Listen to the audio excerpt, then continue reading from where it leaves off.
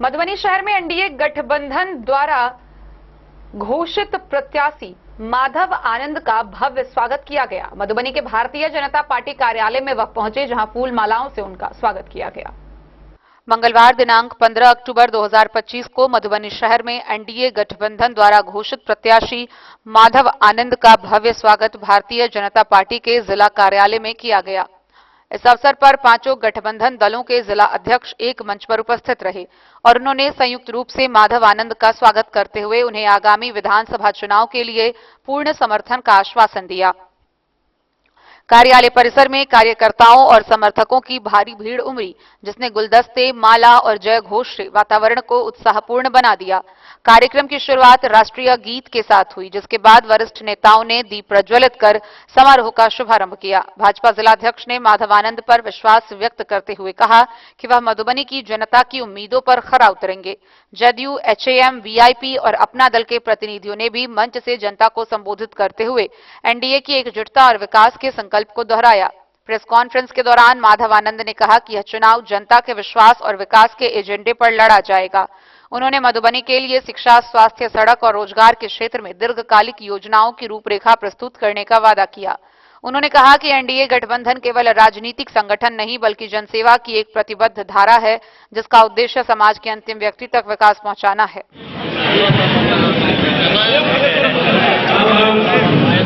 सबसे मैं पहले अपने पार्टी के राष्ट्रीय अध्यक्ष उपेंद्र कुशवाहा जी को धन्यवाद देना चाहता हूं। एनडीए के जितने घटक दल हैं, खासकर देश के यशस्वी प्रधानमंत्री नरेंद्र मोदी जी को, बिहार के लोकप्रिय मुख्यमंत्री आदरणीय नीतीश कुमार जी को और जितने भी अन्य घटक दल हैं, चाहे रामविलास पासवान जी की पार्टी हो, चिराग पासवान जी, जीतन राम मांझी जी, हम सबको धन्यवाद देना चाहते हैं कि सबने हम पे भरोसा जताया।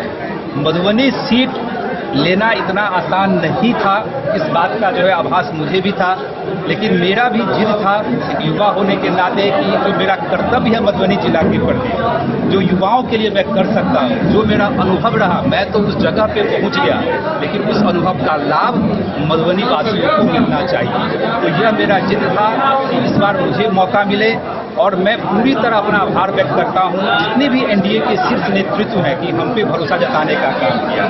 मुझे पूरा विश्वास है एनडीए के जितने भी साथी यहां बैठे हुए हैं, सबका दिल तो मिला ही हुआ है और मुझे मां सरस्वती पे भी भरोसा है।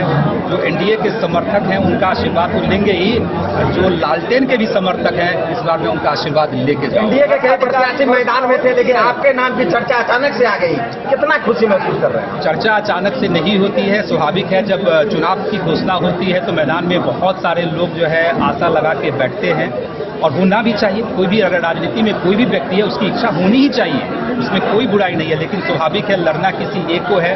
गठबंधन एक परिवार की तरह है, 5 पार्टियां हैं, 5 पांडव हम लोग हैं, स्वाभाविक है चर्चाएं होती है, इसीलिए जिनको नहीं मिला उनको भी निराश होने की आवश्यकता नहीं है। मैं उन सभी लोगों से भी आग्रह करता हूं और मुझमें वो खासियत है, मैं एक एक व्यक्ति का दिल जीत के यहां से जाऊंगा और आप लोग जितने मीडिया के साथी हैं उनका भी दिल जीत के जाऊंगा। आरजेडी का गढ़ माना जाता है। आरजेडी का लालटेन का जमाना है। आदरणीय नीतीश कुमार जी हर घर में बिजली पहुंचा देने का काम किए, तो जब बिजली पहुंच गया तो लालटेन का कोई आवश्यकता ही नहीं है, इसलिए लालटेन को भूल जाइए। जो स्थानीय विधायक हैं मैं उनका भी सम्मान करता हूं, क्योंकि मंत्री भी रहे हैं, लेकिन मैं उतनी ही गंभीरता से कहता हूं, न उनके पास नीति है, न नियति है, न उनकी ईमानदारी दिखी है। और यही कारण है, नीति, नियति और ईमानदारी नहीं होने के कारण मधुबनी, खासकर मधुबनी विधानसभा क्षेत्र अभी भी पिछड़ा रहा है। तो यह जिम्मेदारी हम सब लोगों की है कि इस बार आदरणीय मुख्यमंत्री श्री नीतीश कुमार जी ने और हम लोगों ने जो निर्णय लिया है कि 2025 फिर से नीतीश, हम लोगों को आदरणीय मुख्यमंत्री जी को पुनः बिहार की यह आवश्यकता है कि एक बार पुनः आदरणीय नीतीश कुमार जी मुख्यमंत्री की कुर्सी पर विराजमान हो। और जिस तरह डबल इंजन की सरकार लगातार काम कर रही है, विकास का बिहार में विकास की चौमुखी विकास हो रहा है, तो निश्चित रूप से विकास की गति और भी आगे बढ़े। चुनाव जीतने के बाद माधव आनंद का सबसे पहला काम मधुबनी विधानसभा के लिए क्या रहेगा? सबसे पहले तो यही रहेगा कि जितनी भी समस्याएं तो मेरे माइंड में है, क्योंकि मैं भी इसी जिला से आता हूं, मैं यहीं से मैट्रिक भी पास किया हूं, तो समस्याएं तो मुझे सब पता है। स्वाभाविक स्वाभाविक है, सब लोग यही रहते हैं, परिवार के सभी सदस्य यही रहते हैं, समस्याएं सारी पता है। और मैं तो विश्वास रखता हूँ जो 5 साल का कार्यकाल होता है वो बहुत होता है। अगर आप नीति और ईमानदारी हो तो जितनी समस्याएं हैं, मैं तो कहता हूँ 2 साल काफी है। मैं यही आग्रह करूंगा, अगर 2 साल में उस समस्याओं का निदान नहीं कर पाया तो मैं जिस तरह की भूमिका में हूँ, मैं खुद पद त्यागने का जो है सो कोशिश कर दूंगा। और हमको आवश्यकता है 2 साल काफी है इन सारी समस्याओं के निदान के। मधुबनी क्षेत्रवासियों से क्या आग्रह करेंगे? आग्रह यही करेंगे, जाति पाति धर्म मजहब संप्रदाय से ऊपर उठिए, विकास की बात कीजिए। विकास की कोई जाति नहीं होती, धर्म नहीं होता है, संप्रदाय नहीं होता है। उन सारे चीजों से ऊपर उठकर जब इन सारी चीजों से ऊपर उठ जाएंगे तो निश्चित रूप से लालटेन युग का खात्मा होगा। जो विकास नहीं विकास किए हैं, फिर भी उनके कुछ समर्थक हैं, वो भी चाहते हैं विकास हो। इसीलिए सब लोग जाति पाति धर्म मजहब समुदाय से ऊपर उठकर इस बार मौका देने का काम करें, आशीर्वाद हम लोगों को दें। निश्चित रूप डन न्यूज के लिए प्रवीण कुमार झा की रिपोर्ट।